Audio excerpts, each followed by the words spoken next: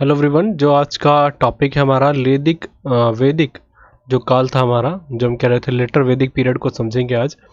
तो वही हमारा सेशन है। थोड़ा सा इसको भी देखते हैं इस टॉपिक को, और ये टॉपिक आज हमारा ख़त्म हो जाएगा, ठीक है। जो वैदिक काल है, और वैदिक काल में कुछ जो छोटे मोटे चीज़ें रह जाएंगी, जैसे अगर हम बात करते हैं हमारा गायत्री मंत्र हो गया, या आपका ऋग्वेद के बारे में यजुर्वेद, सामवेद, इसको अलग से देख लेंगे एक टॉपिक में। पर हम अभी हमारा जो कंसंट्रेट हम जिस पे चल रहे हैं वो वैदिक काल पे चल रहे हैं। तो पूर्व वैदिक काल को हमने अच्छे से समझ लिया था, मैंने आपको पूरी समराइज करके बता दिया था।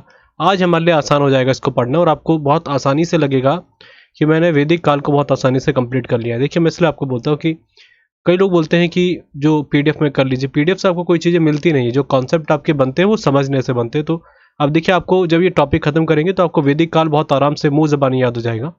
तो इन चीज़ों को समझते हैं। बाकी जो फैक्चुअल चीज़ें हैं ना, वो इंट्रोडक्शन वाले जो टॉपिक दे रखा है, इंट्रोडक्शन में मैंने पीडीएफ दे रखी है, उसको अपने पास रखे।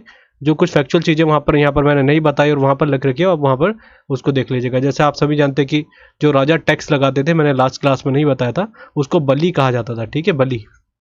तो ऐसा फैक्चुअल क्वेश्चन जो एक दो बार एसएससी में आ रखे हैं, तो उनको आप जरूर देख के रखिएगा, पढ़ के जरूर रखिए एक बार। अगर लग रहा है कि मैंने सचिन में नहीं बताया, तब उसको जरूर चेक कर लीजिएगा, ठीक है। बाकी जैसे 10 राग युद्ध, उसको भी हम देखेंगे, वो अलग सेशन में देखेंगे, जो हमारे वेद वगैरह हैं।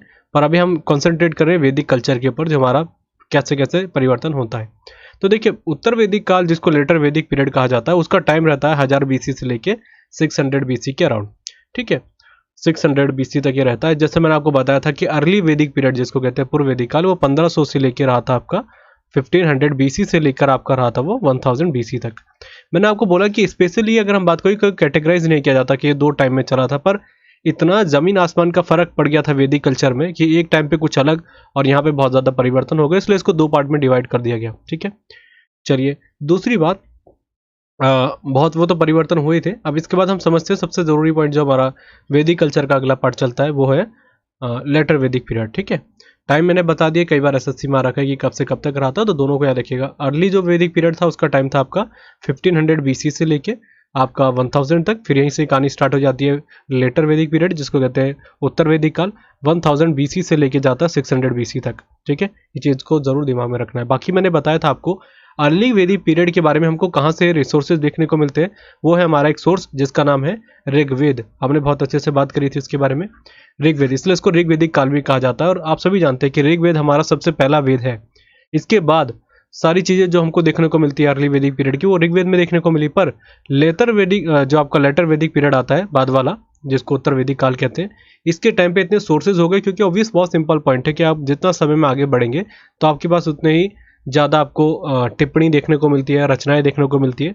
तो लेटर वैदिक पीरियड के लिए बहुत सारे सोर्स हमें देखने को मिले, जिनमें अगर हम अभी बात करते हैं कि आपके जैसा आपका यजुर्वेद हो गया, सामवेद हो गया, अर्थवेद हो गया, जो आपके तीन अलग इसके अलावा है, हमारे जानते हैं 4 वेद है। 4 में से पहला ऋग्वेद है, जो सबसे पुराना है। फिर इसके बाद ये तीनों से पता चला कि लेटर वैदिक पीरियड में क्या क्या व्यवस्थाएं रहा करती थी, वो सभी चीज़ आपको देखने को मिलती है।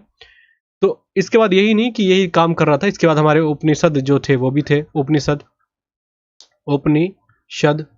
इसके अलावा अगर हम बात करें महाकाव्य, सभी रचनाएं इसी टाइम पे देखी जाती है। तो कहने का मतलब अर्ली वैदिक पीरियड के लिए हमारे पास एक सोर्स था, जिसका नाम था आपका ऋग्वेद। अगर इसके अलावा बात करते हैं लेटर वैदिक पीरियड, ये क्वेश्चन आपके लिए आ सकता है कॉम्प्लिकेट करके, कि बताइए कि हमारे जो साक्ष्य मिलते हैं या हम जिनके बारे में रचनाएं देखते हैं उत्तर वैदिक काल की, वो कौन से हमारे चीज़ें हैं। तो आपको ऑप्शन में दे सकता है ऋग्वेद, सामवेद, अर्थवेद, यजुर्वेद। तो आपको क्लियर रखना है कि ऋग्वेद हमारा ऋग्वेदिक काल से संबंधित है, जो हमारा पहला हमारा पूर्व वैदिक काल था, ठीक है। तो इन सभी चीज़ों को बार बार पढ़ते रहेंगे तो ऑटोमेटिक याद हो जाएंगी चीज़ें। अच्छा, अब हम समझ रहे हैं लेटर वैदिक पीरियड के बारे में। देखिए, जमीन आसमान का फर्क देखने को मिलता है, काफ़ी हद तक परिवर्तन। एक ही कल्चर से चले आ रहे हैं। जैसे मैं आपको एक एग्जाम्पल के साथ समझाता हूँ। मानते हैं हम हिंदू धर्म के, ठीक है। हिंदू धर्म का एक तरीका रहा है। जैसे हम जो देवी देवताओं की पूजा करते हैं, वो आज भी करते थे, पहले भी करते थे, या आने वाले कितने सालों तक यही रहेगा, कोई इसमें चेंजेस नहीं होगा रिलीजियसली तरीके से। सेम आप मुस्लिम धर्म को देख लीजिए, वहाँ पर भी वो पैगंबर मोहम्मद की इबादत करते हैं। या आप इस्राएली धर्म में देखेंगे, वो अपने क्रिश्चियन में जो उनकी प्रार्थना करते हैं, उनके लिए प्रे करते हैं। तो इनके में कोई परिवर्तन होगा? बिल्कुल भी नहीं होगा आने वाले समय पर। हाँ, ऐसा हो सकता है कोई नया व्यक्ति आ जाए और वो अलग तरीके से धर्म बनाने लग जाए, तो वो अलग पॉइंट है। तो यही तरीका देखा जाता है कि किसी धर्म में या किसी तरीके से आप रिलीजियस प्रैक्टिसेस कर रहे हैं, या आपकी विचारधाराओं में परिवर्तन बहुत लंबे समय तक नहीं देखने को मिलता है, पर जैसे अर्ली वैदिक पीरियड देखने को मिलता है उसके बाद इतने चेंजेस आने लग गए लेटर वैदिक पीरियड में कि इनको दोनों को अलग कर दिया गया बीच में से, कि इतने परिवर्तन तो नहीं होने चाहिए। तो ये सब चीज़ें हमें देखने को इसमें मिलेगी। ठीक है, चलिए, तो क्या क्या क्राइटेरिया थे, क्या क्या चीज़ें समझनी है हमको, पहले समझते हैं। देखिए, मैं एक ब्रीफ इंट्रो समझाता हूँ आपको। अर्ली वैदिक पीरियड के बारे में हमने क्या बात करी थी कि ये आते हैं और ये आपके भारत का जो पार्ट है, भारत वाला पार्ट जो हमारा कश्मीर वाला है, और नीचे की तरफ आप जाएंगे थोड़ा सा तो यहाँ पर आप जानते हैं पंजाब वाला पार्ट हो जाता है, जो पाकिस्तान के पास एक हमारे पास है। तो इस वाले पार्ट से जो पंजाब वाला पार्ट था यहाँ पर आए, जिसको मैंने बताया था सिंधु घाटी सभ्यता से जोड़ के। तो इस सिंधु घाटी सभ्यता का ही आप कह सकते हैं नया रूप लेकर आ गए, पर ये नगरी एक तरीके से सभ्यता थी, मतलब रूरल बैकग्राउंड था पूरा, वो आपका अर्बन था, क्योंकि आप शहरी तरीका देखते थे सिंधु घाटी सभ्यता में। तो जब ये यहाँ पर आते हैं तो ये पूरे इसी इलाके में रहे, ये ज़्यादा आगे नहीं बढ़े। पर ये मैं पूर्व वैदिक काल की बात कर रहा हूँ। पर जैसे ही लेटर वैदिक पीरियड आता है, उत्तर वैदिक काल, इसमें धीरे धीरे जो ये लोग थे इन्होंने आगे अपने आप को प्रोसीड करा, आगे बढ़ाया अपने आप को। क्यों कारण था इसको भी समझेंगे, अभी मैं बहुत डिटेल में समझाऊंगा। तो कहने का मतलब, हमारा जो अर्ली वैदिक पीरियड था वो अभी तक सीमित था यहीं तक। ये ज़्यादातर पंजाब के आगे लेकर अगर आप बात करेंगे, भारत के कुछ पंजाब वाले पार्ट तक आता है, उसके आगे नहीं रहते थे, ये उसी इलाके में थे। ज़्यादा से ज़्यादा अगर आप मानेंगे तो थोड़ा सा आप हरियाणा वाला पार्ट लगा लीजिए, इधर इस पार्ट में आ गए थे हल्का हल्का। और इसका मेन कारण ये था क्योंकि इनके पास इतनी वो चीज़ें, सब इनको नॉलेज नहीं थी, इतनी इनकी वो चीज़ें क्लियर नहीं थी कि क्या क्या चीज़ें आगे हमें देखने को मिल सकती है, क्योंकि देखिए पास्चर्स के लिए घूमते थे। ठीक है, तो इसी चीज़ों को लेकर ही थोड़ा सा रहते थे कि चलिए हमारे यहाँ से काम चल रहा है, और ये बहुत उपजाऊ जगह है तो इसमें इनको दिक्कतें ज़्यादा देखने को नहीं मिली। पर जैसे लेटर वैदिक पीरियड आने लग जाता, धीरे धीरे परिवर्तन होने लग जाता, ये आगे बढ़ते हैं। आगे बढ़ने के बाद ये कहाँ से कहाँ तक चले जाते, पूरा नॉर्थ इंडिया का कैप्चर कर लेते, ऊपर वाला पार्ट जो आपका इधर है हिमालय वाला पार्ट, यहाँ तक आ जाते, नीचे हिमालय के। फिर धीरे धीरे आगे बढ़ते बढ़ते बढ़ते ये नॉर्थ इंडिया तक आ जाते हैं, और नॉर्थ इंडिया वाले पार्ट को ही फिर इन्होंने आर्यवर्त कह दिया, क्योंकि आप जानते हैं सारे आर्य थे। ठीक है, मैंने बहुत डिटेल में समझाया था, आर्य थे, ये आर्य के रूप में आए। फिर इन्होंने, मैंने बताया कि जो हमारे इंडियन नेटिव थे उनको ये काला कहा करते थे, क्योंकि इनकी चमड़ी क्या थी, थोड़ी ब्लैक थी, और ये गोरे थे। तो इन्होंने बोला कि आप हमसे अलग हैं, इसलिए इनको नाम इन्होंने शूद्र दे दिया। मैं भी आगे और बताऊंगा इसके बारे में। तो ओवरऑल कहने का मतलब, इन्होंने क्या चेंजेस करे लेटर वैदिक पीरियड तक, क्या क्या चेंजेस होने लग गए, ये इस वाले इलाके को छोड़ के और अंदर तक आ गए भारत के, मतलब हिमालय वाला पार्ट नीचे देखेंगे आप तो ये वाला पार्ट करते करते फिर इन्होंने अलग अलग तरीके से अपनी व्यवस्था बनानी शुरू कर दी, जनपद बन गए। मैं भी इसको बहुत डिटेल में समझाऊंगा। ठीक है, और ये आने की इनको कैसे देखने को मिला, देखिए इनको यहाँ पर दोआब वाला इलाका जो होता है आपका, मतलब कि बहुत उपजाऊ क्षेत्र यहाँ पर इनको देखने को मिला, फर्टाइल इलाका देखने को मिला। और ये तब तक रूबरू हो गए थे आपके एक तरीके से लोहे की कुल्हाड़ी से, लोहे की इन्होंने कुल्हाड़ी बनाना शुरू करा। इन्होंने पेड़ पौधे जो थे, पेड़ वगैरह, जो क्योंकि आप एज्यूम कर सकते हैं कौन से ज़माने की हम बात कर रहे हैं, तो उस समय जंगल हुआ करते थे, तो इन्होंने जंगलों को काटा। जंगल को काट के जब देखा इन्हें ज़मीन अच्छी मिलने लगी, फिर इन्होंने खुद अपने एक तरीके से व्यवस्था बनाई, खाद वगैरह की, इनको ये भी समझ बढ़ने लगी। जैसे धीरे धीरे बढ़ने लगे, इन्होंने फसल उगानी शुरू करी। याद रखिएगा, मैंने आपको बताया था अर्ली वैदिक पीरियड में आपका फसल उगाने का काम समझ गए थे, वो थोड़ा बहुत करते थे, पर उनका फिर भी मेजर अगर हम बात करें 90% उनका काम सीधा किस पे चलता था, कैटल्स के ऊपर वो करते थे। ठीक है, उनके ऊपर ज़्यादा वर्क करते थे, मतलब पशुपालन पे काम करते थे। पर धीरे धीरे जब आगे बढ़ा इनका टाइम, तो इन्होंने जंगलों को काटना शुरू करा, आग लगा दिया जंगलों को, जब ये कर नहीं पा रहे थे ज़्यादा लंबा, तो फिर इन्होंने धीरे धीरे पूरे इलाके को कैप्चर कर लिया। पहली बात तो ये देखने को मिलती है। दूसरी बात, इन्होंने, जैसे मैंने आपको बताया था कि जो ये ट्राइबल एक तरीके से चलता था, ट्राइबल किंगडम कह सकते हैं आप, ट्राइबल किंगडम किनके में, अर्ली वैदिक पीरियड में, जो हमें ऋग्वेद में पढ़ने को मिलता है। ऋग्वेदिक काल की बात हम कर रहे हैं। मैंने बताया था खानोबदोश से, वैगाबॉन्ड जिनको कहा जाता है, कि एक जगह से दूसरी जगह चलेगा, मतलब कोई फिक्स नहीं है। क्योंकि मैंने बताया कैटल को लेकर जाना है इधर से उधर, समय लगता है। फिर इन्हें जो लग रहा है यहीं पर लगाना है, यहीं टेंट बना के रहने लग गए। मैंने इनके राजा की बताई थी, राजा तो था पर उसकी कोई फिक्स बाउंड्री नहीं थी, वो कहीं पर भी जाएगा उनके साथ तो राजा बन के रहेगा, पर उसका एक ये नहीं कह सकते इसका फोर्ट है, क्या उसका किला है, ठीक है, या इसका महल है, ऐसा कुछ नहीं था। वो उन्हीं के साथ जाता था, और मैंने बताया था कि उसका मेन काम था कि गोपति के रूप में काम करेगा, मतलब उनकी कैटल की भी रखवाली करना उसका दायित्व है। ये सब चीज़ें हमने बताई थी, इसी से रिलेट करके बात कर रहा हूँ। पर जैसे लेटर वैदिक पीरियड आता है तो ये अपना लैंड को फिक्स करने लग गए, अपने एरिया को फिक्स करने लग गए। इन्होंने एक एरिया फिक्स करके रख लिया कि अब ये हमारी बाउंड्री लाइन होगी, ये हमारा घर होगा, हमारा राजा इधर ही जगह रहेगा। जैसा आज के टाइम पे आप समझ सकते हैं, जैसे बहुत बड़ी डायनेस्टी आई, सारी जो भी बड़े बड़े राजा थे उन्होंने भी एक स्पेशल अपने फोर्ट बनाए, किले बनाए, वहीं पर रहने लग गए। तो शुरू कहाँ से होता है, लेटर वैदिक पीरियड से, कि अब हम खानाबदोश के तरीके से नहीं रहेंगे कि आज हमारा बसेरा यहाँ लगा हुआ है तो हमारे यहाँ टेंट लग गया, ऐसा नहीं होगा। अब से हम एक फोर्ट बनाएंगे, किला बनाएंगे, और वहीं पर हम रहेंगे। स्पेशली अगर हम राजा की बात करते हैं तो उसने भी ऐसी तरीके से काम करा। फिर दूसरी बात, इन्होंने क्या क्या चेंजेस करे, इन्होंने एग्रीकल्चर लेकर आ गए। इन्होंने एग्रीकल्चर पे बहुत ज़्यादा काम करा। पहले ये पशुपालन पे करते थे, हालांकि अभी भी डिपेंडेंट इनकी पशुपालन पे ही था, पर इन्होंने जो कैटल वगैरह को छोड़ के अब ज़्यादा इन्होंने वर्क किस पे करना शुरू कर दिया, अब करने लग गए एग्रीकल्चर के ऊपर। ठीक है, ये हो गया। इसके अलावा अगर हम बात करें कि एक और बहुत ज़्यादा फेरबदल देखने को मिलता है, जो हमारा कास्ट सिस्टम को इन्होंने पूरा ऊपर नीचे बदल दिया, वो भी देखने को मिला लेटर वैदिक पीरियड में। इसके अलावा अगर हम बात करें, इन्होंने वेदिज्म जिसको कहा जाता है, वेदिज्म पहले मैं लिख लेता हूँ, वेदिज्म को कहेंगे या वेदों के ऊपर जो इंप्लीमेंट की जाती है बातें, ये धीरे धीरे ट्रांसफर होने लगी ब्राह्मणिज्म में। ठीक है, ब्राह्मणिज्म ये आई है, जिसको कहते हैं ब्राह्मणवाद, इसमें ये परिवर्तन होने लग गया। और आप जानते हैं हमारा सनातन धर्म यहीं से आया है, सनातन धर्म। हालांकि सनातन धर्म की पहले भी व्याख्या की जाती थी, पर यहाँ से ज़्यादा परिवर्तन देखने को मिल गया। तो देखे जाए तो ऊपर से नीचे तक पूरी चेंजेस देखने को मिल गए। फिर मैं एक बार रिकॉल करा देता हूँ कि जैसे इन्होंने अपनी जगह बदल दी, जगह नॉर्थ इंडिया में पूरे फैल गए। पहले पंजाब के इलाके में थे, फिर वहाँ से बढ़े। फिर उन्होंने एक चीज़ और परिवर्तन कर ली, पहले कैटल पर ज़्यादा डिपेंडेंट रहती थी, फिर यहाँ से कहाँ पर आ गए, एग्रीकल्चर पर डिपेंडेंट हो गए। जगह इन्होंने बढ़ा ली, राजा इनका फिक्स एक अपना इलाका सेट कर लिया इन्होंने, ये खाना बदोश जिंदगी इन्होंने छोड़ दी। फिर इन्होंने एग्रीकल्चर पर ज़्यादा वर्क करना शुरू करा। वेदिज्म को छोड़ के इन्होंने सबसे ज़्यादा ब्राह्मणिज्म में काम करने लग गए। आपका जो कास्ट कल्चर था उसमें बहुत ज़्यादा परिवर्तन आया। वुमेन्स, महिलाओं के लिए इनके बहुत फेरबदल देखने को मिले। जो महिलाओं की स्थिति एक टाइम पे पूर्व वैदिक काल में बहुत अच्छी हुआ करती थी, यहाँ पर बहुत बेकार होने लग गई। ये सभी चीज़ों को हम अच्छे से आप समझेंगे, जो हमारे लिए बहुत ज़रूरी है। दूसरी बात, एक और बहुत ज़रूरी पॉइंट इसमें, जो हमारे भगवान जो हम पूजा करते थे उस टाइम पे पूर्व वैदिक काल में, ये यहाँ पर भी इसका बदलाव देखने को मिला। तो आप कह सकते हैं कि एक तरीके से कह सकते हैं कि पूरी सिविलाइजेशन ही बदल गई, यही तो कहेंगे। एक तरीके से पूरा फेरबदल हो गया हर तरीके से, इसलिए इसको दो पार्ट में डिवाइड कर दिया जाता है। अब हम इनको ब्रेक कर करके एक एक तरीके से एक एक पॉइंट में हम समझने की कोशिश करते हैं। सबसे पहली बात हम बात करते हैं, मैंने आपको राजा के बारे में बात करी थी, किंग के बारे में। किंग से ही पूरी कहानी बनती है। जो इनके किंग हुआ करते थे, जैसे हमारे राजा हैं, मैंने आपको बताया था किंग के साथ कौन कौन हुआ करते थे। पहले दिमाग में होना चाहिए पुरोहित, दूसरे सेनानी जिनको कहा जाता था क्षत्रिय, ये हुआ करते थे। फिर इनके साथ एक सभा हुआ करती थी।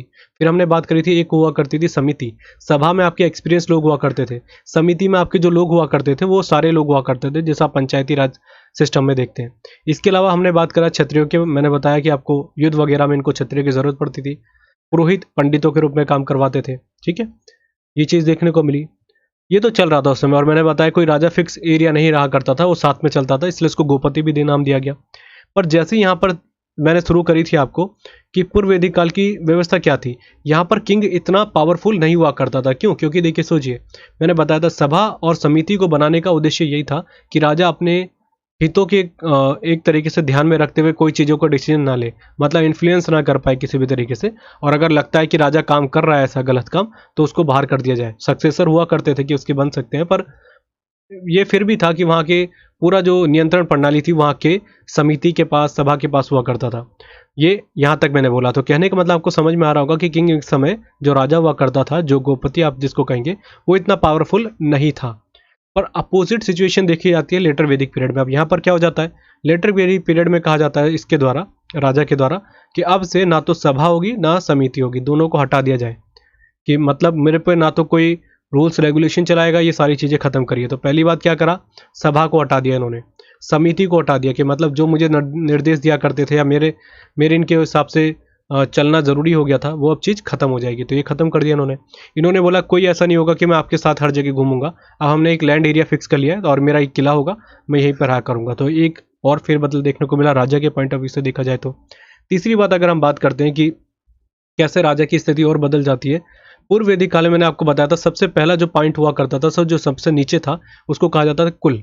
कुल मतलब परिवार से मैंने आपको बताया था। फिर इसके बाद जो थोड़ा बनता था उसको कहते थे ग्राम, जिसको गांव के रूप में दर्जा दिया गया। फिर इसके बाद हमने बोला विशु। विशु में मैंने आपको बताया था कि सभी गाँव को मिला के विशु बन जाते थे। मतलब समझ में आ रही होगी आपको, मैंने बताया था कि एक कुल में आपका एक परिवार हो गया, ऐसे ही बहुत सारे कुल मिलाएंगे तो एक ग्राम बन जाएगा, गांव बन जाएगा। सेम वही कहानी, ऐसी एक ग्राम है, सभी ग्रामों को मिलाएंगे तो एक विशु बन जाएगा। इसको आप आज के पॉइंट ऑफ व्यू से अगर देखें तो डिस्ट्रिक्ट आप कह सकते हैं, जिला। फिर इसके बाद इसको मैंने बताया था विशु से ही एक जन बन जाता था, जन इसके बारे में और डिटेल में समझाया था मैंने। ऐसा समझ लीजिए स्टेट एक हो गया, ठीक है, एक राज्य के रूप में बन गया। सेम कहानी उस समय देखी जाती थी, ये जो मैंने आपको डिटेल में समझाया है। अब उत्तर वैदिक काल में क्या कहा जाने लगा कि ठीक है ये जन तो हो ही गया है, अब कहने का मतलब पूरे एक तरीके से पूरी जो इनकी सभ्यता थी या व्यवस्था थी, इसका सबसे सुप्रीम कौन हुआ करता था? जन। सबसे बड़ा पद अगर हम बात करें पॉलिटिकली क्राइटेरिया के हिसाब से। पर यहाँ पर क्या होने लग गया, एक जन ऐसी था तो अब ऐसे और जन बनने लग गए। पहले एक ही जन हुआ करता था, अब ऐसे बहुत सारे जन बनने लग गए हर जगह में। तो यही जन होने के बाद धीरे धीरे क्या होने लग गया, हर, जैसे मैंने बताया एक जन का एक राजा हुआ करता था, अब ऐसे बहुत सारे जन बन जाएंगे तो जो ऑब्वियस सिंपल पॉइंट है कि हर जगह का एक ना एक राजा तो बनेगा, तो उसी को जनपद कहा जाने लग गया। जनपद। तो ये जनपद आपका कहाँ आएगा अभी हम बहुत डिटेल में समझेंगे जब हम आगे बात करेंगे। हमारी बहुत सारी जनपदें बन गई थी, वो जनपद जो थी हमारी यहीं से बनी। अब हाल जैसे मैंने बताया नॉर्थ इंडिया को इन्होंने पूरा कैप्चर कर लिया, तो कहीं यहाँ पर एक जनपद बन गई, एक यहाँ पर जनपद बन गई, और हर तरीके से देखा जाए हर का किंग अलग है, कोई राजा इधर बन गया, कोई राजा इधर बन गया, तो एक अलग अलग जनपद के हिसाब से अलग अलग किंग बन गए। तो ये भी आपको देखने को मिला होगा कि पहले एक ही राजा हुआ करता था और वो खाना बदोश था, पर इनके एक अलग क्राइटेरिया बन गया, इनका एक स्पेशल एक जगह बन गई। ठीक है, इन जनपद से एक तरीके से आप कह सकते हैं इनका एक अलग अलग राज्य इन्होंने अपने अलग बना लिए, एक तरीके से ये भी हम समझ सकते हैं। इसके अलावा अगर हम बात करते हैं राजा के बारे में, देखिए राजा को हमने पहले बोला था गोपति कहा जाता था, गोपति। और उसका कारण ये था कि क्योंकि वो गाय के एक तरीके से कैटल की रखवाली के लिए ये भी माना गया था कि उनकी निगरानी में सब चीज़ें चलेंगी, कोई चीज़ें दिक्कतें ना हो, क्योंकि कैटल को सबसे ज़्यादा पूजते थे। मैंने आपको बहुत डिटेल में समझाया था इस बारे में। अब यहाँ पर क्या होता है, राजा अब जैसे अलग अलग जगह में राजा बन रहे हैं, हर राजा के अलग अलग वर्चस्व बन रहा है, तो उनके अलग अलग नाम हो जाते थे। तो कई जगह आप देखेंगे सम्राट देखने को मिलता है, उनका नाम सम्राट ऐसे लिखेंगे। ठीक है, एक नाम सम्राट हो गया। इसके अलावा अगर हम बात करें कई जो हमें पढ़ने को मिलते हैं, एक का नाम था एकराट, एकराट आर है ये, एकराट देखने को मिलता है जो अपने आपको उपाधियां दी गई थी, टाइटल दिए गए थे। एक का नाम देखने को मिलता है राज विश्वनन। ठीक है, राज विश्व जन या जनन भी पढ़ते कई जगह, वैसे इतना भी चल जाएगा, राज विश्व जनन। मैं यहाँ पे लिख लेता हूँ।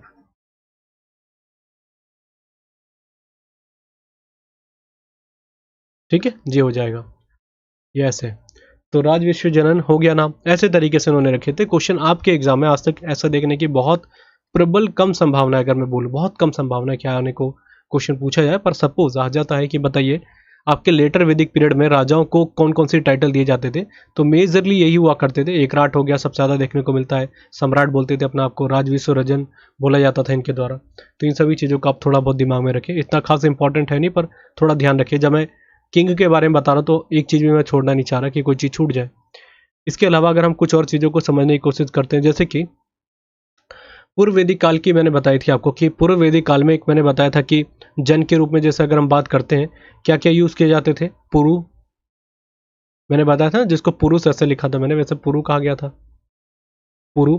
और मैंने एक बताया था आपको कि भारत, ये हमने वर्ड यूज़ करे थे। तो इन्हीं तरीके से धीरे धीरे पूर्व वैदिक काल में परिवर्तन होने लगा, और उत्तर वैदिक काल में, लेटर वैदिक पीरियड में, ये इन दोनों को मिला के एक बन गया कुरु। कुरु, और आपने महाभारत में पढ़ा होगा कुरु, वही कुरु जो हम महाभारत में पढ़ते हैं। अब ये माना जाता है कि ये वही कहानियाँ हैं, कई लोग बोलते हैं बहुत पुरानी कहानी है महाभारत का, तो इसको कोई लेना देना नहीं है, वो अलग पॉइंट है। पर अगर आप पॉइंट ऑफ व्यू से देखे जाए तो बिल्कुल सेम वही देखने को मिलता है कि क्या है, कुरु ये दोनों मिलकर बन गया एक जनपद के रूप में। और ये उत्तर वैदिक काल की मैं बात कर रहा हूँ। इनकी राजधानी का नाम था कुरुक्षेत्र, और कुरुक्षेत्र कहाँ पर है आज के टाइम पे आप जानते हैं, हरियाणा में है कुरुक्षेत्र।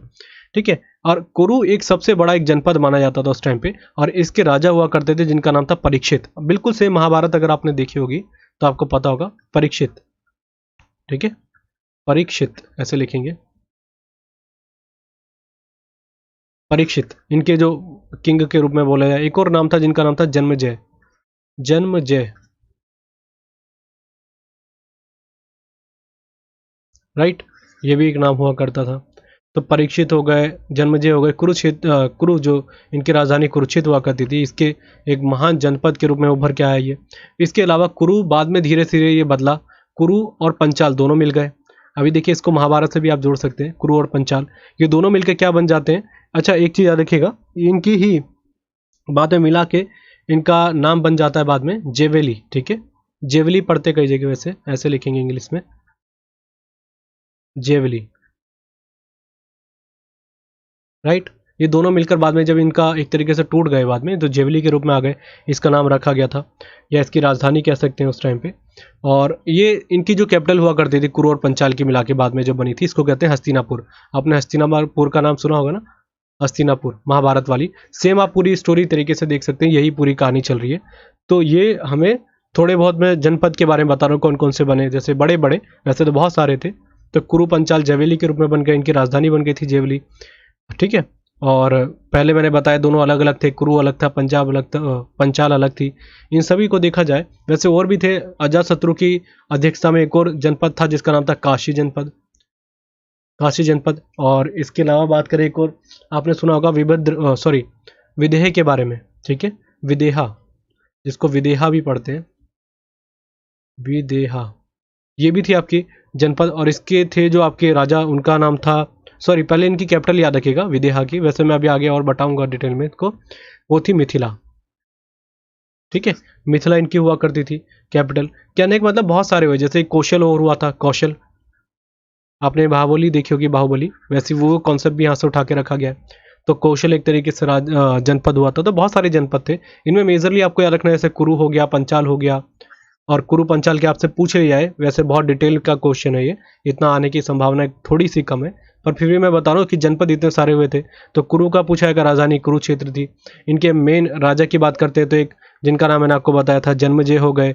दूसरे हमारे परीक्षित की मैंने बात करी थी, ठीक है। ये ज़्यादा इंपॉर्टेंट नहीं है, पर आप थोड़ा सा मैं इसलिए बता रहा हूँ कि अगर आपकी नज़र में एक बार भी क्वेश्चन कभी आ जाए, इतना डिटेल में आ रहा है, तो आप इतना तो लगाने लायक हो जाएंगे क्वेश्चन को, हाँ कि मेरे को समझ में आ रहा है, ठीक है।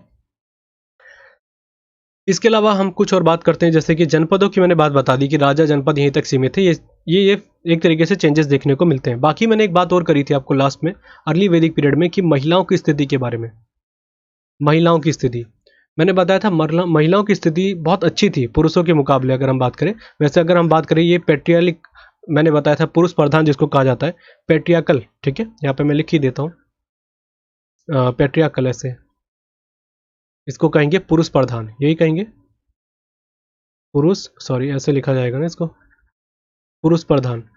एक तरीके से सोसाइटी थी, समाज कह सकते हैं। मतलब कहने का मैंने बहुत डिटेल में समझाया था कि पुरुषों को ज़्यादा अधिकार थे, पर फिर भी इस तरीके से देखा जाता है कि उस जमाने में नगरीय व्यवस्था और इतने हजारों वर्ष पुरानी बात, फिर भी बहुत बड़ी बात है कि महिलाओं को इतने अधिकार दिए गए थे। जैसे यज्ञ में वो आ जाती थी, यज्ञ में वो कुछ भी अपने लिटरेचर के तरीके से बात कर सकती थी। जैसे आज के टाइम पे आप व्यास देखते होंगे, जो अगर आप भगवत गीता सुनते होंगे कभी, जैसे यूट्यूब पे कहीं पे भी बहुत बड़े बड़े व्यास जो होते हैं वो भगवत गीता पढ़ाते हैं या शिव पुराण को बताते हैं उनके बारे में, तो ज़्यादातर आप पुरुष देखेंगे, महिलाएं बहुत कम है, पर महिलाएं बहुत ज़्यादा है, जैसे जय किशोरी भी करती थी। तो ऐसी तरीके से उस जमाने में आप उम्मीद लगाइए, कितनी मैं पुरानी बात कर रहा हूँ, उस समय साक्षात्कार के बारे में अगर हम बात करें, जैसे कि आपको किसी धर्म के बारे में कोई सलाह देनी है या एक तरीके से भाषण देना है, तो महिलाओं को पूरा अधिकार था। ऐसा नहीं था कि महिलाएं घर में बैठी रहेंगी, साक्षात कर सकती थी आपस में, कोई भी दिक्कत ऐसी नहीं थी। मतलब एक देखा जाए तो महिला हर जगह प्रधान थी, पर कुछ एक दो पॉइंट अलग अलग छोड़ दिए जाए, इसलिए इसको पेट्रियार्कल बोला जाता है कि पुरुष प्रधान, क्योंकि मैंने बताया कि कुछ जगह थोड़े ज़्यादा अधिकार थे। पर अगर देखा जाए वैसे ओवरऑल तो महिलाओं को कोई भी दिक्कतें नहीं थी। मैंने कई आपको पॉइंट बताए थे कि सती सिस्टम नहीं था वहाँ पर, राइट, और बाल विवाह नहीं था, महिलाओं को हर जगह जाने की आज़ादी थी। बस एक दो जगह छोड़ के, जैसे वो हाउसवाइफ के रूप में काम करती थी, बाकी और जगहों में इनको पूरी स्वाधीनता देखने को मिलती है। पर यहाँ पर पूरा फेरबदल या चेंजेस देखने को मिल जाते हैं लेटर वैदिक पीरियड में। इसमें पुरुष प्रधान तो थी स्थिति, ये और मजबूत हो गई पुरुष प्रधान के रूप में। कैसे? सबसे पहली बात जो मैंने आपको बताया था कि सती सिस्टम को यहाँ पर नहीं देखा गया था अर्ली वैदिक पीरियड में, पर ये सती सिस्टम यहाँ पर आ गया। ऐसे बहुत सारे वहाँ पर मेंशन किए गए हैं लेटर वैदिक पीरियड में कि सती सिस्टम आ जाता है।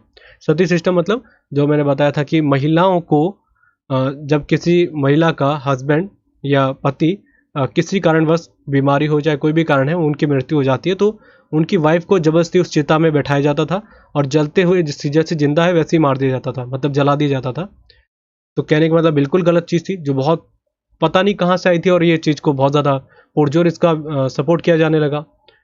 धीरे धीरे बहुत ज़्यादा बड़ी, मैंने बताया था राजा राम मोहन राय ने इसका पूरा एक तरीके से इसको समाप्त करने के लिए कई काम करे थे। संवाद कौमुदी इन्होंने पत्रिका निकाली थी, बहुत डिटेल में मैंने आपको समझाया था हिस्ट्री में। तो ये सती सिस्टम यहाँ पर आने लगा, तो जाहिर सी बात है महिलाओं की जो एक स्थिति थी बेकारी तो हो जाएगी। जो एक टाइम पे महिलाओं को इतना सम्मान दिया जा रहा है, बाद में चेंजेस किए जा रहे हैं कि पति मर रहा है तो उनको भी जला दो, तो ये कहाँ तक सही है? और ये नहीं था कि महिला की उम्र चाहे कितनी भी हो, 18 हो, 20 हो, 26 हो, कितनी भी हो, 40, 45, 90, कितनी, अगर वो पति जीवित है तो ठीक है, कोई दिक्कत नहीं। अगर पति मर गया तो उसको जलाया जाता था, और ये कोई भी पूछा नहीं जाता था कि महिला चाह भी रही है कि नहीं चाह रही है। जैसे कि एक वर्ड मेरे से एक क्वेश्चन आया था कि एक बच्चे ने पूछा था कि इसी में एप्लीकेशन में कि जौहर क्या होता है, फिर जौहर और आपके इसमें क्या अंतर है। देखिए, जौहर में महिला एक तरीके से, ये वर्ड पता है आपके मध्यकालीन भारत के टाइम पे हम पढ़ते हैं, मध्यकालीन स्थिति देखी जाती है, जब हमारे अलाउद्दीन खिलजी वगैरह जब आ गए थे यहाँ पर, दिल्ली सल्तनत आ गई थी, तब देखा गया था। जौहर एक वर्ड ये राजस्थान से निकलता है, और वहाँ की महिलाओं के द्वारा सबसे पहले किया गया था। हालांकि मध्य प्रदेश में भी किया गया था इंदौर में, पर ये सबसे ज़्यादा जो आया था आपका, मैंने बताया था कि हमीर देव की कहानी जब हम बात कर रहे थे अलाउद्दीन खिलजी के टाइम पे, तो ये जौहर वहाँ पर बहुत बड़े पैमाने पर देखा गया। और ये इसलिए किया जाता था कि जैसे बाहर के आक्रमणकारी है, कि हमारे जो महिला हैं वो, जैसे राजस्थान में हुआ करता था कि अगर राजपूत लड़ रहे हैं और लड़ते लड़ते अगर उनको लग रहा है कि राजा बहुत सामने वाला खतरनाक है या हमारी हार हो जाएगी, तो उसमें क्या करते थे, जौहर करना पड़ता था। क्योंकि वो आप जानते हैं सीधे महिलाओं पे अटैक करते थे, फिर महिलाओं के साथ जोर जबरदस्ती दास बना लेते थे, और फिर जैसे करते थे मेंटली हरास कर लिया, फिजिकली तरीके से बहुत ज़्यादा परेशान मतलब करते थे। तो इस कारण महिलाओं की ज़िंदगी बेकार। और दूसरी बात देखिए, इज्जत के साथ क्या है उसमें, तो इज्जत के साथ कोई कॉम्प्रोमाइज़ नहीं होना पसंद करती थी, तो वो अपने आप को खुद अपनी स्वेच्छा से आग में समर्पित कर देती थी महिलाएं। जौहर उसको कहा जाता था, मतलब स्वेच्छा से, वॉलेंटरी, अगर आप इस वर्ड को यूज़ कर सकते हैं। पर सती प्रथा में महिला चाहे या ना चाहे, उससे कोई पूछने का मतलब नहीं था। जैसे पति मरा तो जैसे चिता रखी गई है तो बैठा दिया जाता था और उसमें मार दिया जाता था। आपने मंगल पांडे मूवी देखी होगी, ज़रूर देखिएगा वो सीन। उसमें अमीषा पटेल होती है शायद, और उस समय उनको भी साथ भी सती प्रथा वाला सिस्टम जबरदस्ती किया जाता है, पर उसमें फिर एक ब्रिटिश उनकी सपोर्ट करता है। तो ये चीज़ें देखने को मिलती है। तो कहने का मतलब, महिला को तो पहली बार यहीं से ख़त्म कर दिया गया कि आपका कोई अधिकार ही नहीं, अगर आपके पति नहीं है तो आपको कोई महत्व है नहीं आपका रहने का। दूसरी बात ये हो गई। दूसरा सबसे ज़रूरी जो मैंने बताया था, बाल विवाह, ठीक है, चाइल्ड मैरिज के बारे में। बाल विवाह को भी आपने देखा होगा, मैंने बताया था ऋग्वैदिक काल में, ऋग्वेद में कहीं भी इसकी व्याख्या नहीं है, मतलब इसको आलोचना की गई है, बाल विवाह कोई है ही नहीं। पर ये धीरे धीरे बहुत ज़्यादा फैल गया लेटर वैदिक पीरियड में बाल विवाह। मतलब कि हर घर में ऐसा देखा जाता था कि बाल विवाह हुआ करता था। बाल विवाह तो आप देखेंगे तो लास्ट अगर अभी ख़त्म हुआ है, ये कुछ सालों में देखेंगे, अगर आप अपने पेरेंट्स वगैरह सुनेंगे या दादा दादी सुनेंगे खासकर, तो आपको पता होगा सभी की एज, बहुत कम एज में शादी हो जाती थी, तो इसको भी ख़त्म करने में लंबा समय लगा। तो ये सब चीज़ें कहाँ से स्टार्ट होती है, यहीं से स्टार्ट हो जाती है बाल विवाह। तो ये महिलाओं के लिए सबसे बेकार चीज़ थी। बाल विवाह हो गया आपका, सती प्रथा हो गया आपका। दूसरी बात, जैसे कि आपके अर्ली वैदिक पीरियड में सभा हो गई, समिति हो गई। मैंने बताया था कि समिति जो हुआ करती थी या सभा हुआ करती थी, इसमें राजा को कंट्रोल किया जाता था कि कहीं अपने मतलब से कोई डिसीजन ना ले और लोगों के लिए बेकार ना हो जाए। तो उसमें सभी लोग पार्टिसिपेट करते थे, बात रखते थे अपनी। उसमें महिलाओं को बढ़ चढ़ कर अधिकार था, ऐसा नहीं था कि महिला जाएगी नहीं, ये अच्छी चीज़ देखी जाती थी। पर ये धीरे धीरे आते आते लेटर वैदिक पीरियड में इसको बंद कर दिया गया, मतलब कि आप सभा और समिति में नहीं जा सकती। तो आप देख रहे होंगे स्थिति बिल्कुल बेकार होती जा रही है, बहुत बेकार हो गई है यहाँ पे। बाकी एक और चीज़ देखी गई कि जैसे मैंने बात करी थी बहुविवाह के बारे में, पॉलीगेमी के बारे में। पॉलीगेमी यहाँ पर इतना नहीं देखने को मिला। जैसे पहले हुआ करता था कि अर्ली वैदिक पीरियड में एक ही विवाह किया जाता था, तो यहाँ पर भी वही देखा गया। यहाँ पर ज़्यादा चेंजेस देखने को नहीं मिलते हैं कि यहाँ पर देखा जाए कि बहुत सारे विवाह कर रहे हैं, ऐसा नहीं था। हाँ, नोबेल परिवार की अगर हम बात करते हैं, फैमिली के बारे में, या राजा लोग कर लेते थे शादियाँ, पर इसमें ऐसा देखने को नहीं मिलता है, जो थोड़ी सी अलग पॉइंट है। पर स्पिरिचुअली तरीके से मैं बात करता हूँ, जो रिलीजियसली प्रैक्टिसेस किया जा करती थी महिलाएं, तो साक्षात कर सकती थी, मतलब अपने बातचीत कर सकती थी, ज्ञान दे सकती थी। जैसे आप बैठ के किसी को भगवान के बारे में कुछ समझना है, तो वो चीज़ें उस समय उनको आराम से पूरी आज़ादी थी कि बैठ के कुछ भी बोल सकती है। दूसरी बात, महिलाएं यज्ञ में आके बैठ सकती थी पुरुषों के साथ, उनको कोई दिक्कत नहीं थी, ना उनके साथ डिस्टिंग्विश किया जाता था कि आप अलग हो जाइए, ठीक है। पर लेटर वैदिक पीरियड में थोड़ा सा इनके साथ ये कॉम्प्रोमाइज़ करने को देखने को मिलता है, पर प्रॉपरली नहीं था, ये ध्यान रखिएगा, प्रॉपरली नहीं था। हाँ, ऐसा कहा गया था कि कुछ हद तक इनको बाउंड किया जाने लगा कि आप यज्ञ में नहीं बैठेंगे, और आप जैसे जो धार्मिक चीज़ें होती हैं, सम्मेलन होते हैं, वहाँ पर नहीं जाएंगे, ये वहाँ पर देखने को मिलता है। पर एक दो एक्सेप्शन केस भी है, जैसे कि अगर हम बात करते हैं गार्गी के बारे में, आपने बहुत सुना होगा गार्गी। एक गार्गी मतलब क्या होता है, एक महिला थी, और ये लेटर वैदिक पीरियड की कहानी है। उसमें वो साक्षात करती है, मतलब कि आप शास्त्र में कितनी नॉलेज रखते हैं। आप एक बार, जैसा आज के टाइम पे जीडी कहा जाता है, ग्रुप डिस्कशन, तो इसमें ग्रुप डिस्कशन में एक बहुत बड़े महान विद्वान, या आप साधु को कह सकते हैं, गार्गी, अपने साक्षात तरीके से जो बोलते हैं, या शास्त्रार्थ जिसको कहते हैं, उसमें हरा देती है। साक्षात्कार होता है ना, जैसे आप एक बातचीत कर रहे हैं, ग्रुप डिस्कशन कर रहे हैं, उसमें गार्गी उनको हरा देती है, मतलब कि उनको ज़्यादा नॉलेज थी। तो ये अलाउ किया जाता है, इसका मतलब अलाउ किया गया था उस टाइम पे, पर ये ज़्यादातर देखा नहीं गया था लेटर वैदिक पीरियड में। अच्छा, जो गार्गी थी, किनको एक तरीके से परास्त करती हैं, ये भी आ सकता है क्वेश्चन। उनका नाम था यज्ञवल्क्य। मैं यहाँ पे लिख देता हूँ, वल्क्य ऐसे लिखेंगे, और इनको इंग्लिश में ऐसे लिखा जाएगा। क्या बोला मैंने? यज्ञवल्क्य।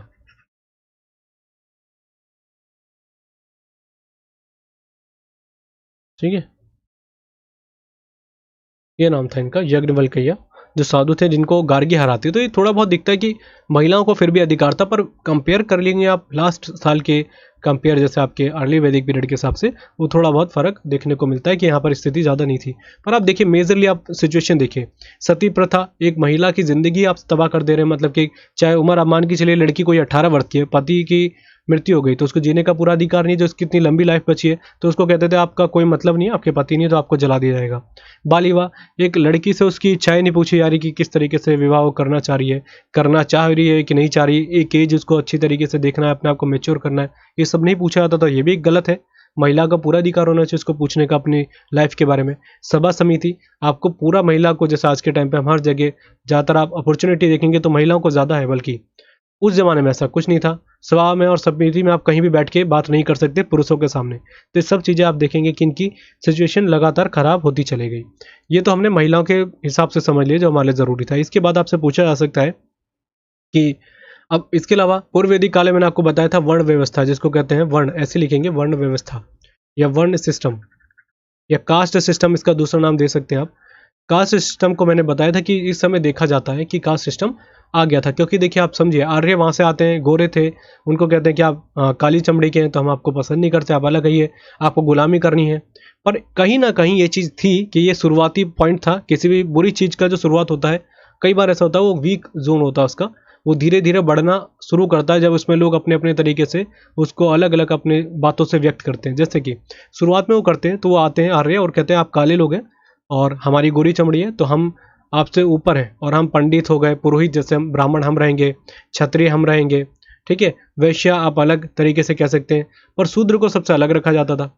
पर जैसे जैसे आगे बढ़ते चल जाते तो ये तो चीज़ थी।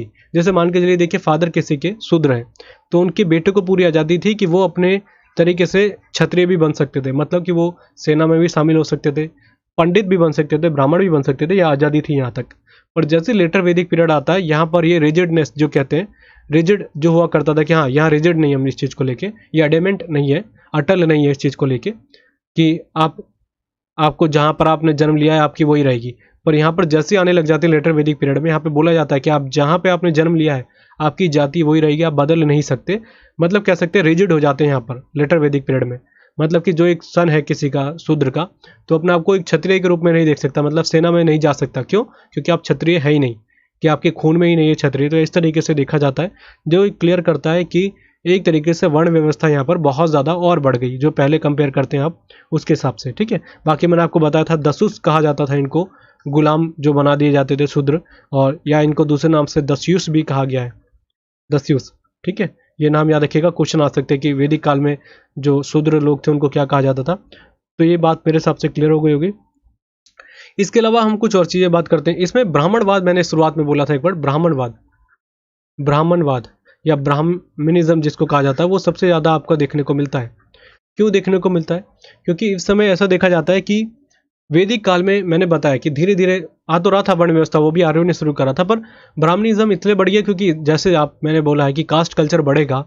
कास्ट कल्चर मतलब एक ब्राह्मण को एक सबसे बड़ा ओहदा मिल गया, वो सबसे हर जगह ये बोला जाता था कि कोई भी काम आप पवित्र काम कर रहे हैं, ब्राह्मण को बुलाए बिना काम नहीं करेंगे, यज्ञ करें कुछ भी करें आपको बुलाना ही पड़ेगा। तो एक तरीके से वेदिज्म जो था आपका किस तरफ शिफ्ट हो गया? ब्राह्मणिज्म में। तो क्वेश्चन आ सकता है कि बताएं इनमें से क्या है ऑप्शन। तो आपको सारी चीज़ें क्लियर होनी चाहिए, इसलिए मैं आपको स्टोरी लाइन बता रहा हूँ कि आपको स्टोरी याद रहेगी ना, तो आप इजिली कुछ भी हो रहे होंगे आप ऑप्शन को एलिमिनेट कर पाएंगे कि हाँ ये फेरबदल हो रहा था। ठीक है, तो ये चीज़ मैंने समझा दी आपको। मतलब ब्राह्मणिज्म बहुत ज़्यादा हो गया था, ब्राह्मणवाद जिसको कहा जाता है कि ब्राह्मण को एक बहुत ज़्यादा सम्मान दिया जाने लगा। पूर्व वैदिक काल में मैंने कुछ चीज़ आपको बताई थी, कैटल रियरिंग। ठीक है, कैटल रियरिंग, कैटल रेयरिंग जिसको कहा जाता है, ये रेयरिंग कह सकते हैं आप इसको कहेंगे पशुपालन। इस पे सबसे ज़्यादा डिपेंडेंसी आपको देखने को मिली थी, जो मैंने शुरू से बताया था कि दूध पे ज़्यादा डिपेंडेंट रहा करते थे। पर धीरे धीरे क्या होने लग गया, ये इसको शिफ्ट करने लगे किस में? एग्रीकल्चर में। एग्रीकल्चर कैसे? मैंने बताया था कि इनके पास आ गए थे कुछ इक्विपमेंट्स जिसको आप कह सकते हैं कुल्हाड़ी, इन्होंने क्या करना शुरू करा, आग लगा दिए पेड़ों पे कि वहां से जंगल साफ करने, इन्होंने पेड़ों को काटना शुरू करा। अब जब पेड़ साफ कर दिए तो जगह पूरी खाली हो गई। अब इनको समझ में आने लगा कि यहाँ पर खेती करना आसान है, उपजाऊ जगह थी, कुछ भी इन्होंने ऐसी गलती से हो गया इनसे, तो इन्होंने पेड़ पौधे उगने देखने लगे। तो इनको समझ में आने लगा कि उपजाऊ जगह है, अब हमको खेती करनी चाहिए, इसमें ज़्यादा मेहनत भी नहीं है और आराम से मिल जाएगा। पशुपालन में ज़्यादा नुकसान भी हुआ करता था, तो पशुपालन से शिफ्ट किस तरफ करने लग जाते हैं, एग्रीकल्चर की तरफ शिफ्ट करने लग जाते हैं। हालांकि मैंने बताया था और चीज़ें भी की जाती थी पूर्व वैदिक काल में पशुपालन के अलावा, ऐसा नहीं कि पशुपालन ही हुआ करता था, पर मेजर सोर्स जो हुआ करता था इनका ये पशुपालन ही था, कैटल रेयरिंग इसको कहा जाएगा। ठीक है, अच्छा ये हो गया एग्रीकल्चर के ऊपर मैंने बताया। दूसरी बात, खेती वगैरह करने लगे, गेहूं की खेती तो करी जाती थी, अब बहुत बड़े पैमाने पे की जाने लगी। राइस जिसको कहते हैं चावल, उसकी खेती की जाने लगी, यहाँ पर देखने को मिला। साथ ही साथ इतना ज़्यादा डेवलप हो गए थे कि विदेशी व्यापार भी करने लग गए थे, विदेशी, ठीक है, फॉरेन जो आपका ट्रेड होता है वो करने लग गए थे। और वो कहाँ से देखने को मिलता है, वो इन्होंने करा था बेबी लोन से। अब बेबी लोन क्या है आपको पता होगा, बहुत डिटेल में समझाया था मैंने आपको। बेबी लोन, यहाँ से इसके साक्ष्य देखने को मिलते हैं कि इन्होंने यहाँ पर ट्रेड करा था। मतलब ये एक तरीके से समुद्री रास्ते से जाने का मार्ग इनको समझ में आ गया था, किस तरीके से हमको ट्रेड करना है। तो मतलब कि ये डेवलप होते जा रहे थे, इनको चीज़ें समझ में आने लग गई थी। इसके अलावा हम कुछ और चीज़ें समझते हैं। देखिए ये तो हो गया क्लियर। बाकी आपसे ये भी तो आ सकता है कि रिलीजियस प्रैक्टिसेस में कोई फ़र्क आया था कि नहीं आया था, तो उसमें भी फ़र्क आया था। जैसे मैंने आपको बताया था कि अर्ली वैदिक पीरियड में सबसे ज़्यादा किस चीज़ की पूजा की जाती थी, प्राकृतिक रूप से, जो प्रकृति से हमारे देन है। जैसे मैंने बताया था अग्नि हो गया, वायु हो गया, या हमने बरसात की बात करी थी, वरुण हो गए हमने बात करी थी, थंडर के बारे में बात करी थी, इंद्र देवता जिनको पुरंदर कहा गया था। इन सभी चीज़ों के बारे में हमको देखने को मिलता है।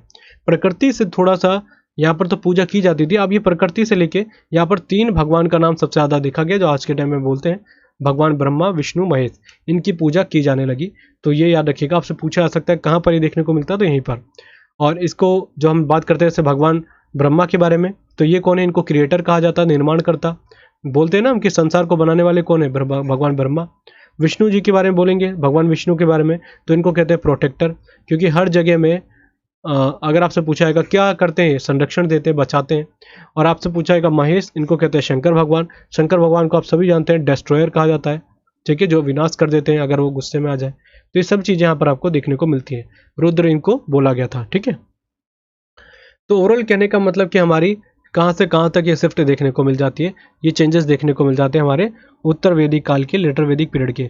आप देखेंगे जमीन आसमान का फर्क पड़ गया है, पूजा व्यवस्था में फ़र्क आ गया, वैदिक कल्चर से अलग हो गया, कास्ट कल्चर अलग हो गया, महिलाएं अलग तरीके से, एक तरीके से उनको अलग तरीके से मॉनिटर किया जाने लगा।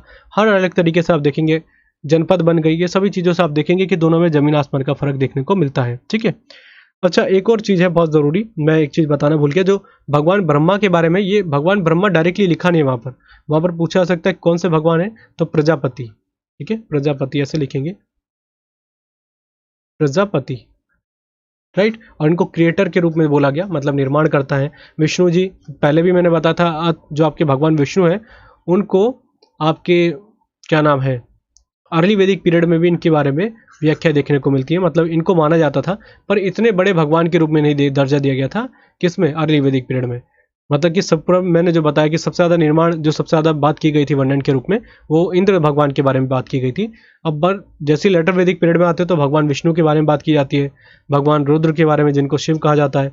तो ये सब क्वेश्चन आ सकते हैं, तो आप थोड़ा सा प्रिपेयर रहिएगा। और पूछा जाएगा प्रजापति कौन थे, तो भगवान ब्रह्मा के रूप में आप कह सकते हैं, जिनको क्रिएटर के रूप में मान्यता दी गई इनके द्वारा, ठीक है। तो ये सब चीज़ें क्लियर हो गई होंगी। बाकी देखिए इसी में आपके 4 वेद आते हैं जो हमने बात करी थी, 3 वेद, सामवेद, यजुर्वेद, अर्थवेद, फिर मैंने बताया ब्राह्मणवाद भी यहाँ से आ गया, उपनिषद, आपका पुराण, महाकाव्य, यहीं पर इन सभी का सर्जन किया जाता है, रचना की जाती है। आप पीडीएफ को जरूर पढ़ लीजिएगा, जो फैक्चुअल चीज़ें हैं वहाँ पर आपको लग रही है कि एक्स्ट्रा वहाँ पर देखने को मिल रही है, तो उसको नोट जरूर करिएगा। और यहाँ पर तो मैं एक्स्ट्रा बहुत ज़्यादा बताता ही हूँ, जो भी चीज़ें मिलेंगी उसको वहाँ पर नोट डाउन कर लीजिएगा। ये सेशन आपका खत्म हो गया, वैदिक कल्चर को हमने एंड कर लिया पूरी तरीके से। इसके बाद हम अपना आने वाला जो है उसमें थोड़ा बहुत मैं बता दूंगा, जो आपके जो ऋग्वेद में क्या है, गायत्री मंत्र के बारे में, 10 राग युद्ध के बारे में बात कर लूँगा, आपको अर्थवेद, यजुर्वेद के बारे में बता देंगे। यहाँ से क्वेश्चन कम आते हैं, इसलिए मैं थोड़ा सा इसको अलग रखना चाह रहा था। और दूसरी बात, अगर मैं इसी में इनको शामिल कर देता तो आप बहुत ज़्यादा कन्फ्यूज हो जाते हैं, क्योंकि एक टॉपिक में ज़्यादा जब डिटेल में हम पढ़ते हैं तो वो याद रखने में आसानी होती है। अगले सेशन में उसको डिस्कस कर लेंगे, फिर उसके बाद हमारा हम बौद्ध धर्म पे बात करेंगे, फिर जैन धर्म पे बात करेंगे, फिर धीरे धीरे हमारे जो जनपद आए हैं हमारे बहुत बड़े बड़े, उनको डिटेल में देखने के बाद कुछ समय में हमारा सेशन खत्म हो जाएगा हिस्ट्री का। तो आज के लेक्चर के लिए इतना ही। Thank you.